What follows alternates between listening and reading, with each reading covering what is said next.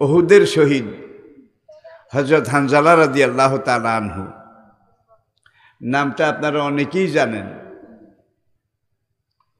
তিনি আগের দিন বিয়ে করেছিলেন। আগের দিন আল্লাহর নবীর টকটকে ফুটফুটে এক যুবক সাহাবী, নামটা আবার বলছি, হযরত হানজালা। কি নাম? হানজালা রাদিয়াল্লাহু তাআলা আনহু। পরের দিন যখন উহুদের ডাক আসলো, তখন সাহাবায়ে কেরাম তারা উহুদের দিকে নবীজির কমান্ড সিদ্ধান্ত অনুযায়ী এগিয়ে যাচ্ছিলেন। এমন সময় হানজালা রাদিয়াল্লাহু তাআলা আনহু তিনিও আসলেন। নবীজি সামনে সামনে হাঁটেন, কিছুক্ষণ পরে এইভাবে দেখেন কে আসছে কে আসেনি। এইভাবে তাকিয়ে দেখেন যে হানজালা নবীর দুই কাতার পেছনে। নবী হানজালাকে ডাকলেন। সবাই বলেন রাদিয়াল্লাহু তাআলা আনহু। ছোট্ট দুইটা কথা বললেন, ইয়া হানজালা লে নফসিকা আলাইকা হাক্কুন ওলে জাওজাতিকা আলাইকা হাক্কুন। হানজালা, গতকালকে আমি তো তোমার বিয়ে পড়াইছি, নতুন বউ ঘরে এনেছ। আজকে তোমার নতুন বউ ঘরে এসেছে, তোমার আজকের জীবনের প্রথম বাসর ঘর, জীবনের সবচেয়ে দামি সময় যেটা হানিমুন, মধুচন্দ্রিমা। হানজালা রাদিয়াল্লাহু তাআলা আনহু বললেন, না আমি উহুদে যাবই যাব। নবীজি বললেন, হ্যাঁ যেও। লে নফসিকা আলাইকা হাক্কুন ওলে জাওজাতিকা আলাইকা হাক্কুন। তোমার নিজের একটা হক তোমার উপরে আছে, তোমার বিবির একটা হক তোমার উপরে আছে। তোমার আজকে উহুদে যাওয়ার অনুমতি নেই, বাড়িতে ফিরে যাও। জীবনের প্রথম রাত,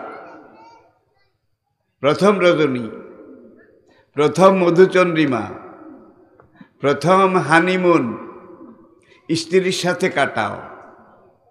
আল্লাহ বাঁচিয়ে রাখলে আগামীকাল তুমি এসো, বউর হক আদায় করে আসো। নবীজির অনুমতি পেলেন না, তিনি যেতেও পারলেন না, মনটা খুব খারাপ। রাতে স্বামী স্ত্রী যুগল বাসর ঘরে তারা শুয়ে আছেন। ফাদা মুনাদিন, এমন সময় হানজালার কানে আসলো, মদিনার গলি দিয়ে একজন ঘোষক চুঙ্গা মুখে দিয়ে একটা ঘোষণা দিতেছে, হে শহরবাসী, নগরবাসী, ইয়াসরিববাসী, উহুদ থেকে খবর এসেছে নবী নাই, নবী নাই, নবী শহীদ হয়ে গেছেন। ইবলিস এই গুজবটা রটিয়ে দিয়েছে, ছড়িয়ে দিয়েছে। মদিনার পুরবাসিনী মা বোন মহিলারা ঘরের বের হয়ে গেছেন কাঁদতে কাঁদতে। সব মানুষের মধ্যে একটা আহাজারি, রোনাজারি। হানজালা রাদিয়াল্লাহু তাআলা আনহু, জীবনের প্রথম রাত। যুবক ভাইয়েরা একটু লক্ষ্য করার চেষ্টা করুন। ইন্না লিল্লাহি ওয়া ইন্না ইলাইহি রাজিউন, এটা পড়তে পড়তে উঠলেন। উঠে তাড়াতাড়ি দেওয়ালের সাথে তলোয়ারটা লটকানো ছিল, সেখান থেকে তলোয়ারটা এইভাবে খাপে নিয়ে কাঁধে ঝুলিয়ে বললেন, বিবি আমি চলে যাই, যদি ফিরে আসি আবার দেখা হবে, আর যদি নবীর খবর নিতে গিয়ে উহুদে আমি শহীদ হয়ে যাই, হাসরের ময়দানে তোমার আমার আবার দেখা হবে, সেখানে আমাদের আবার মিলন হবে। বিবি হুড়মুড় করে তড়িঘড়ি করে পেছন দিয়ে দৌড় দিয়ে এসে বলে, স্বামী আপনি কি ভুলে গেছেন?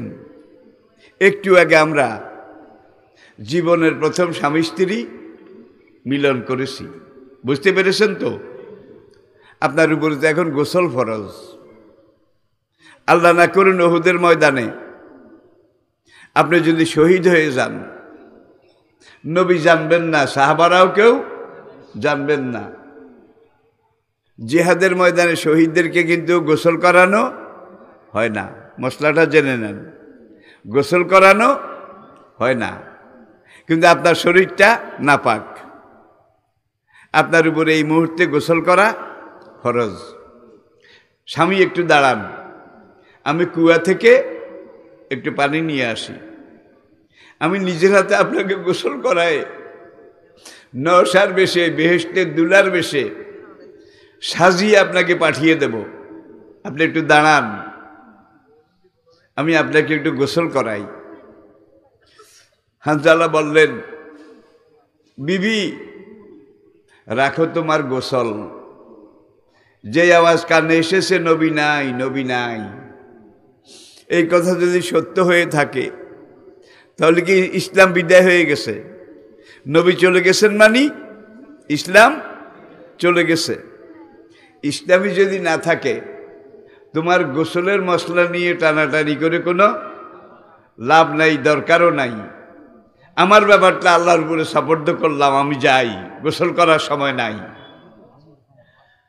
ময়দানে গিয়ে দুশ্মনের কাতারে ঢুকে গেলেন, তিনি শহীদ হয়ে গেলেন। যুদ্ধ শেষে এখন শহীদের তালিকা নবীজির কাছে আসলো। আসার পরে গণনায় দেখা গেল 70 জন শহীদ হয়েছেন। কয়জন? 70 জন, যাদের কবর উহুদের মাঠে এখনো আছে। এখন লাশ আনতেছে।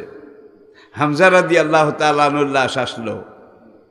নাক নাই, কেটে ফেলেছে, কান নাই, কেটে ফেলেছে, চোখ দুটা উপড়ে ফেলেছে, ঠোঁট দুটা কেটে ফেলেছে, বুকটা ফেড়ে কলিজা গুর্দা বের করে নিয়েছে। নবী খুব বেশি কাঁদলেন, কলিজার টুকরা চাচা। হামজার জন্য যেই কান্না নবীজি কেঁদেছেন, জীবনে দ্বিতীয়বার এমন কান্না নবীজির জীবনে কোথাও দেখা যায়নি। হামজার লাশ যখন আসলো, নবীজি সাহাবায়ে কেরাম তাদেরকে নিয়ে এক একজন করে জানাজা পড়ছেন, এক একজন করে, একজন একজন করে। প্রত্যেক শহীদের লাশের পাশে হামজার লাশটা রাখছেন। তাহলে হামজার জানাজা হয়েছে 70 বার, কি? আর বাকিদের একবার একবার।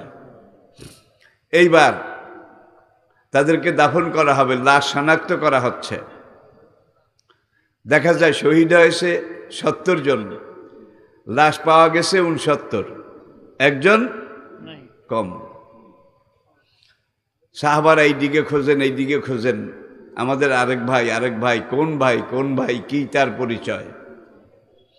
এমন সময় দেখা গেল রাতের প্রায় শেষ, মদিনার দিক থেকে, শহরের দিক থেকে, উহুদটা কিন্তু শহরের কাছে, একজন পুরবাসিনী মহিলা, পুরা শরীর তার নেকাব, বোরকা, হিজাব, মুখে মাথায় একটা হিজাব, গুনগুন করে কান্দে, দুরূদ শরীফ পাঠ করে কাঁদতে কাঁদতে, আর উহুদের মাঠের দিকে আসে।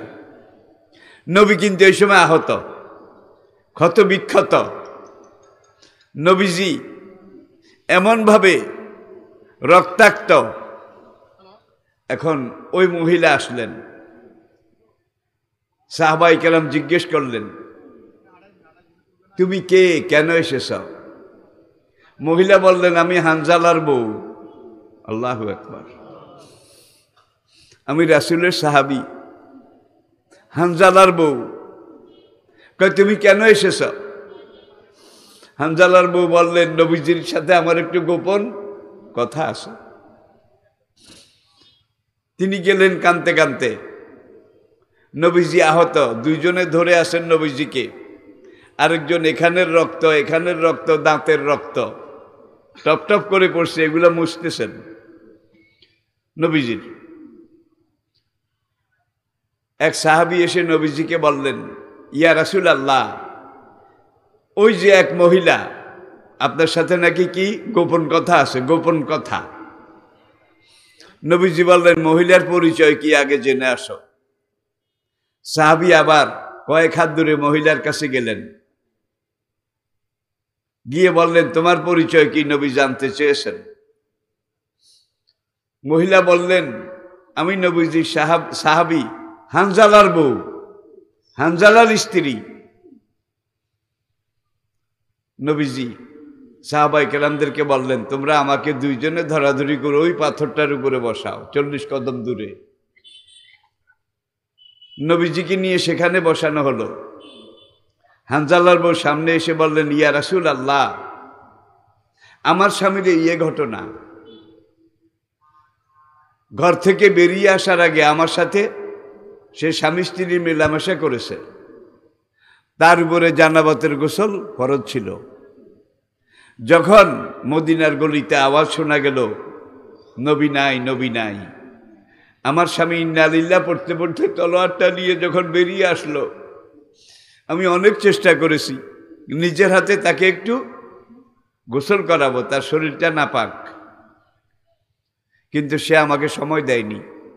ওগো আল্লাহর নবী, আপনাকে বলতে এসেছি আমার স্বামী হানজালা যদি শহীদ হয়ে থাকে তাকে গোসল না করাইয়া দাফন করবেন না। এইবার নবী সাহাবায়ে কেরাম তাদেরকে বললেন হানজালার লাশ খোঁজো, হানজালার লাশ খোঁজো। খোঁজ আর খোঁজ, পুরা উহুদের ময়দান কান্নাকাটি, আহাজারি রোনাজারি। আল্লাহর নবীও কাঁদছেন হানজালার জন্য। এই কান্নাকাটি অবস্থায় নবীজি উপরের দিকে তাকালেন, তাকিয়ে আবার চেহারা মোবারক নামালেন। নবীজির চেহারা এবার মুস্কি মুস্কি হাসি, জান্নাতি হাসি, বেহেশতের সুরভি। কিলা ইয়া রাসূলুল্লাহ, এক সাহাবী আরজ করলেন হুজুর একটু আগে আমরাও কেঁদেছি, আপনিও কেঁদেছেন, ভাই হানজালার লাশ পাওয়া যাচ্ছে না। আপনি উপরের দিকে তাকালেন, আবার আমাদের দিকে চেয়ে হাসলেন, ব্যাপারটা কি? নবীজি বললেন ইন্নী আরা মা লা তারাও না, আমি যা দেখি তোমরা তা দেখো না। হানজালার লাশ যখন পাওয়া যাচ্ছিল না আমরা অস্থির। জিবরাইল এসে বললেন ইয়া রাসূলুল্লাহ আপনি উপরের দিকে তাকান। আমি উপরের দিকে তাকালাম, আল্লাহ পাক 7 আসমানের দরজা খুলে দিলেন। খুলে দেওয়ার পরে আমি দেখলাম আল্লাহ পাকের ওই যে বাইতুল মামুর ফেরেশতাদের মসজিদ, সেখানে ফেরেশতারা হানজালার লাশ মোবারক নিয়ে গেছে। 70,000 ফেরেশতা সেখানে গোসল করিয়েছে পবিত্র পানি দিয়ে, আবে কাউসারের পানি দিয়ে গোসল করিয়েছে। জিবরাইলের ইমামতিতে সেখানে হানজালার জানাজা হচ্ছে।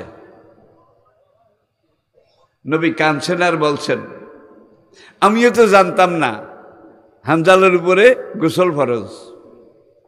হানজালার বউ এসে এই মাত্র বলে গেল, তারপরে আমি জানলাম, লাশটা খুঁজলাম, কিন্তু আমার আল্লাহ তো জানা ছিল।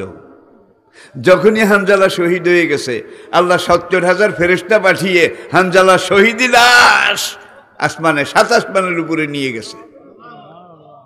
নিয়ে তাকে গোসল দেওয়া হয়েছে, তার জানাজা হয়েছে। এই বলতে না বলতে হামজা রাদিয়াল্লাহু তাআলা আনহুর লাশের পাশে হানজালার লাশ এটা এসে উপস্থিত হয়ে গেল। পড়ুন সুবহানাল্লাহ। তাহলে আপনি যদি ইসলামের জন্য জীবন দিতে পারেন, শহীদি মরণের চাইতে বড় কোনো মরণ আছে নাকি? লা তাহসাবান্নাল্লাযীনা কুতিলু ফি সাবিলিল্লাহি আমওয়াত বাল আহিয়াউ ইনদা রাব্বিহিম ইউরজাকুন। আল্লাহর রাস্তায় যারা শহীদ হয়ে গেছে তাদেরকে মৃত বলো না, বরং তারা চিরঞ্জীব।